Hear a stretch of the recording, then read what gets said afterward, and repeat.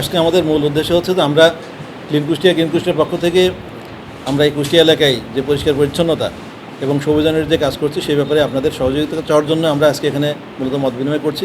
এবং রিসেন্টলি আমরা আমাদের এই স্বেচ্ছাসেবীদের মধ্যে আমরা একটা কম্পিটিশন শুরু করেছি। সেটা হচ্ছে আইল্যান্ডটাকে আমরা 39 ভাগে ভাগ করেছি এখানে ল্যাম্পপোস্টের নাম্বার অনুসারে।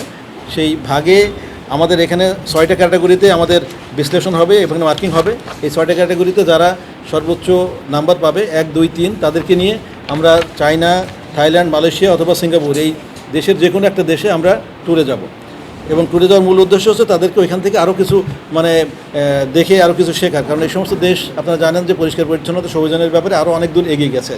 এখান থেকে আমরা আশা করি অনেক শিখতে পারবো। এবং এই টিমের যে সদস্য বাদবাকি থাকবে তাদেরকে নিয়েও আমরা দেশের অন্যান্য জায়গায় যে ভালো জায়গাগুলো আছে, যেমন রাজশাহী অথবা কক্সবাজার, চিটাগং অথবা এরকম ভালো জায়গা যেগুলোতে আছে সেখানে যেয়ে আমরা আরও কিছু শিখতে চেষ্টা করব। এই ব্যাপারে আপনাদের আমরা সহযোগিতা কামনা করছি।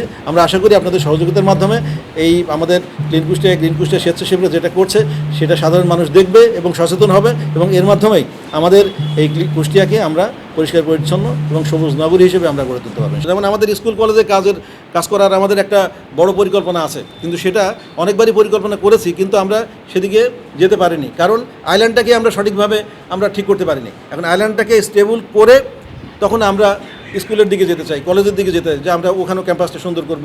আমরা ক্যাম্পাসে ওখানে পরিষ্কার পরিচ্ছন্নতা প্লাস ওখানে সবুজায়নের কাজ প্লাস লেখাপড়ার মান কীভাবে সঠিকভাবে ধরে রাখা যায় বা বৃদ্ধি করা যায়, ওইখানকে স্থাপনগুলো কীভাবে একটু সুন্দর করা যায়, ডিজাইন করা যায়। আমাদের সাথে যেহেতু আর্কিটেক্ট বা আমাদের সাথে ইঞ্জিনিয়াররাও আছে, তা আমরা এই কাজগুলো করতে চাই। মূলত আমরা যে রাজনৈতিক অঙ্গনে থেকে যে কাজটা করি, স্বেচ্ছাসেবী সংগঠনের মাধ্যমেও আমরা সেই একই কাজ একটু ভিন্নভাবে করতে চাই।